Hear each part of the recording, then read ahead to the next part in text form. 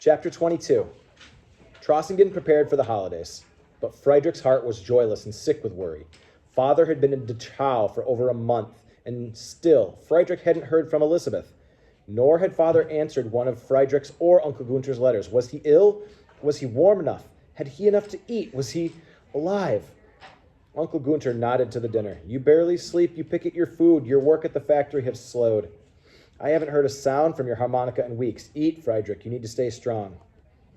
Just as Friedrich raised his fork, there was a series of quick knocks at the door. His heart sped up. Was it stormtroopers again? He followed Uncle Gunter to the door, clutching his arm. But this time it was Mrs. von Gerber in a long wool coat holding a shopping basket. Please, come in, said Uncle Gunter. She stepped inside. I won't stay. I am delivering a package to Friedrich. It came to my house inside a box addressed to me. That dear Elisabeth remembered to send me several jars of Keats jam. And she had it hand-delivered by a friend. Her note said she didn't want to send it through post because the jars are fragile. And she asked if I could give this to you without delay. From beneath her groceries, Mrs. von Gerber pulled a fat square package wrapped in brown paper and tied with string. She handed it to Friedrich. She asked for my discretion in the matter. Thank you, said Friedrich. She nodded to Uncle Gunter and lowered her voice. They canvass the house every day. Soldiers came again yesterday and questioned the neighbors. They asked about you, your dispositions, your feelings about Jews. I told them I only knew you as Elisabeth and Friedrich's kindly uncle, nothing more. After they left, they stood on my step, smoking. I couldn't help but hear. One said, question him on Wednesday with the others, and if he's not believable, put him with his brother. Uncle Gunter took Mrs. von Gerber's hand. You're very kind.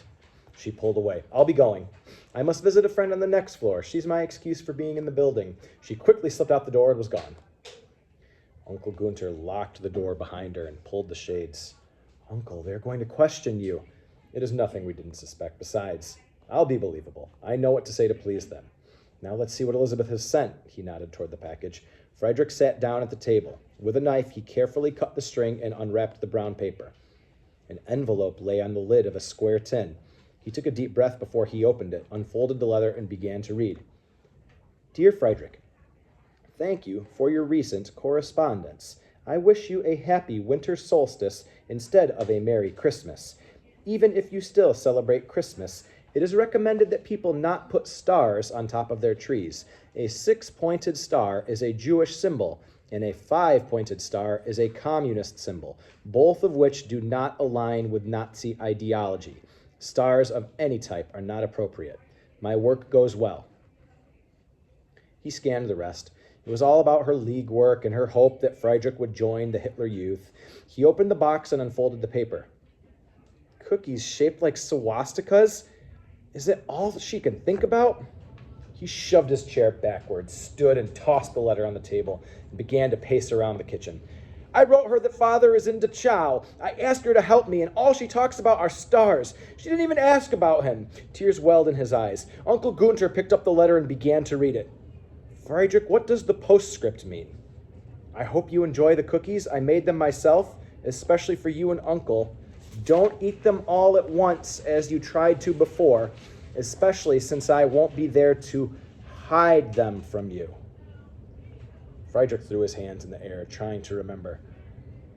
When I was little, I ate an entire plate of cookies. She was so angry, she hid the next batch in the bread box under the crumb tray. Uncle Gunter raised his eyebrows. He leaned over the tin. Carefully, he lifted the cookies out one at a time, layer by layer. When the box was empty, he picked up the knife, put the point beneath the base, and pried.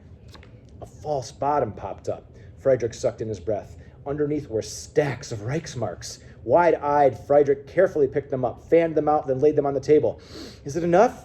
Uncle Gunter nodded. It is plenty, and it was a great risk for her to send them. If Mrs. von Gerber hadn't been trustworthy, Elisabeth could be the one questioned next. I think we can assume she won't be our emissary. We should carry the money in the box as she sent it. It's a good ploy, and patriotic too. We still need to figure out how to deliver it. Let us sleep on it and talk again in the morning. Uncle Gunter smiled. Elisabeth may not be the Nazi she seems, nor Mrs. von Gerber, for that matter. After Uncle Gunter went to bed, Friedrich sat in the small kitchen looking at the Reichsmarks. He pulled the harmonica from his pocket and began to play, "O Tannenbaum." "Oh, Christmas tree, oh, Christmas tree." He closed his eyes and was swept back in time. Elisabeth was at the piano in the parlor, playing and singing. She was 12 years old. Her fingers danced over the keys and her head swayed with the music. Friedrich could still remember feeling transfixed. When she noticed him, she stopped and patted the bench so he might climb next to her.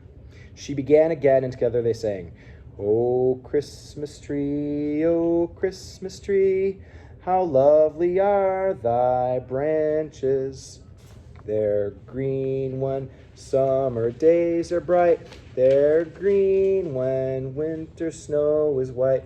O Christmas tree, O Christmas tree, how lovely are thy branches."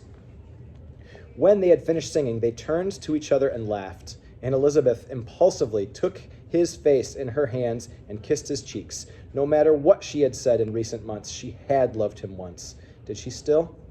He laid the harmonica on the table next to all the Reichsmarks. Then he gathered paper and pen and wrote to Elisabeth, thanking her for the information about the stars. He thanked her, too, for the cookies and said they would go far in making their holiday more rewarding. He wrote about the smallest of his daily tasks and what he and Uncle Gunter had for dinner. He reminded her of the time she put a mustard poultice on his face to try to make his birthmark disappear. He wished her well and addressed the envelope with the endearment, "Elisabeth Schmidt," so she wouldn't forget the sound of his voice.